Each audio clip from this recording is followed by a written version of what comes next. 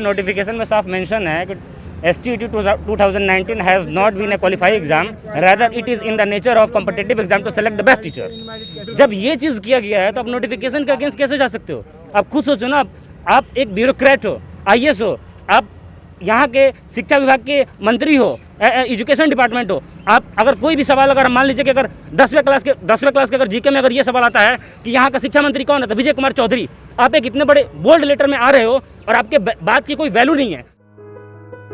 सरकार से मांग यही है कि सरकार के पास सीट की कमी नहीं है, ठीक है। जितने भी बच्चे 12 मार्च का रिजल्ट आया है, इट मीन्स दैट जितने भी बच्चे क्वालिफाइड किए हैं on the basis of 12th mark, सरकार से मांग यही है कि आप सीट की संख्या को बढ़ा दीजिए, ठीक है ना। सीट की संख्या जैसे ही इन्हांस हो जाएगा, सारा प्रॉब्लम रिसॉर्ट हो जाएगा, ठीक है ना। जो भी प्रॉब्लम है, वो जो भी समस्याएं उत्पन्न हुआ है on the basis of seat अगर अभ्यर्थी के पास रहेगा, कहीं किसी प्रकार का अनटिल अनलेस नहीं होगा।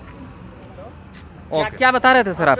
क्या बता रहे थे? यही बोल रहे थे, शिक्षा विभाग से गुजारिश कर रहे थे कि सीट से बहुत कम विद्यार्थी पास हुआ है, सबको नौकरी दीजिए। सीट से कम पास हुए हैं विद्यार्थी, तो सबको नौकरी दिया जाए। अगर नहीं देना था तो आश्वासन क्यों दिए हम सबको?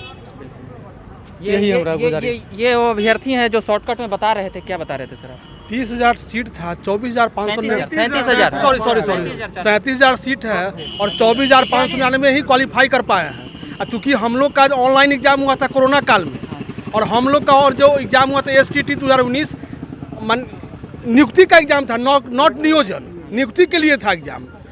बेस्ट टीचर के लिए ऑनलाइन एग्जामिनेशन मोड हुआ था, लेकिन यहाँ पे 2011 वाले को भी सबमिट कर दिया गया है और पता नहीं चला कि मेरिट क्या है, नॉट मेरिट क्या है नियोजन क्या है, समझ में नहीं आ रहा है। पूरा शिक्षा विभाग गोलमाल किए हुए हैं। नोटिफिकेशन से अलग मुद्दा कर रहे हैं। नोटिफिकेशन से अलग है। क्या बता रहे हैं? नोटिफिकेशन से अलग चीज़ किया गया है। नोटिफिकेशन में साफ मेंशन है कि STET 2019 has not been a qualify exam, rather it is in the nature of competitive exam to select the best teacher. जब ये चीज़ किया गया है तो आप नोटिफिकेशन के अगेंस्ट कैसे जा सकते हो?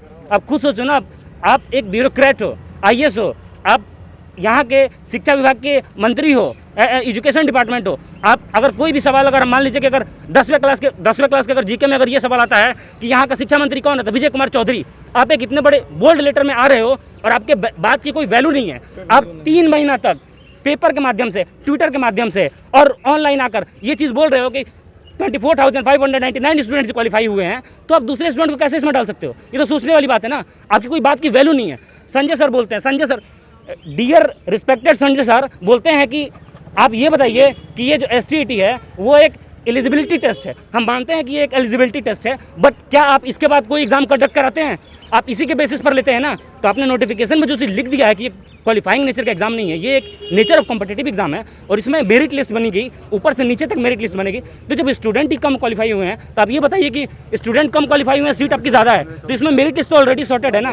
दूसरी बात कि संजय सर एक चीज़ बोलते हैं कि बोर्ड के द्वारा गलती हुई है, बोर्ड ने बोलने में गलती किया है कि वो मतलब कि क्वालिफाई वाला बात गलत किया। हम ये बात कहते हैं कि आप 3 महीना तक आपके मुंह से एक बार गलती हो सकती है, आप 3 महीना तक एक ही चीज़ को बोल रहे हो। ट्विटर के माध्यम से लड़के आपसे पूछ रहे हैं कि सर जितने भी क्वालिफाइड स्टूडेंट्स हैं, क्या वो लोग को सिलेक्शन होगा? तो आप बोल रहे हो कि हाँ कंफर्म सिलेक्शन होगा। पर शिक्षा मंत्री का जो बयान आया है, इधर कोई बताएंगे?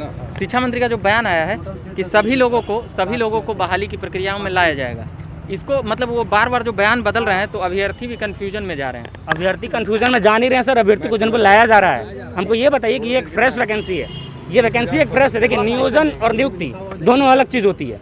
आप जब भी 2011 में आप कहते हैं कि हम नियोजन करते हैं, उस वक्त वैकेंसी नोटिफिकेशन में सीट को अलॉट नहीं किया जाता है कि इतना सीट पर हम ले रहे हैं। आपने इतना सीट पर लिया है तो इसका मतलब ये नियुक्ति है, नियोजन नहीं है। बिल्कुल। आप क्या आंकड़ा दिखा रहे थे? सबसे पहले सर जो मैं आंकड़ा आप लोग के सामने प्रस्तुत कर रहा हूँ बेसिकली, हाँ यस क्या मार्क्स मैं हटा दूँ? लगा लूँ, ठीक है, थैंक यू। ये जो आंकड़ा मैं प्रस्तुत कर रहा हूँ, ये बेसिकली 12 मार्च का जो रिजल्ट आया है, वो टोटल 37,440 सीट के लिए एग्ज़ाम हुई थी, और सेकेंडरी और as well as higher secondary के लिए, एक मिनट इसको थोड़ा सा ओपन करेंगे आप? हाँ, एक मिनट। हायर सेकेंडरी के लिए दोनों कंबाइन करके 30,676 स्टूडेंट सफल हुए। इट मीन्स दैट इसका माने ये हुआ कि टोटल सीट से 6,794 सीट जो है टोटल सीट, मतलब जितने नंबर ऑफ रिक्रूटमेंट थी उससे 6,794 सीट जो है ना, मतलब उतने स्टूडेंट मतलब ये भी नहीं कर पाए, पास ही नहीं कर पाए, मतलब उतना सीट खाली रह गया। तो हाउ इट कैन पॉसिबल कि जो मेरिट लिस्ट बना ऑन द बेसिस ऑफ जो 12 मार्च का जो रिजल्ट आया उसमें इतने अभ्यर्थी छट गए सकें?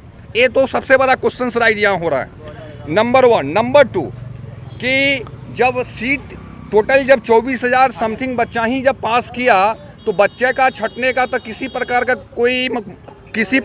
तो क्वेश्चन ही है ना, मतलब ये है ना, मतलब ये नहीं हो रहा है ना, क्वेश्चन ही नहीं राइज हो रहा है। तो कहीं ना कहीं गवर्नमेंट की यह मानसा है ना, एजुकेशन डिपार्टमेंट की यह मानसा है कि वह बेसिकली एक सोफिस्टिकेटेड टीचर को हायर करना वो चाह नहीं रहा है। वो चाह रहा है कि हाई कोर्ट में मैटर जाए, दोनों आपस में कन्फ्लिक्ट हो, 5 ईयर्स 6 ईयर्स 7 ईयर्स इसी में वो रहे और वो रिक्रूटमेंट प्रोसेस जो है वो स्टॉप हो जाए। ठीक है, सरकार से फाइनली मुझे मांगना यही है कि आप जितने भी बच्चे क्वालिफाइड हुए हैं सारे बच्चे हाईली सोफिस्टिकेटेड हैं, किन्हीं के पास सारे बच्चे हाईली सोफिस्टिकेटेड हैं। हाँ, ठीक है।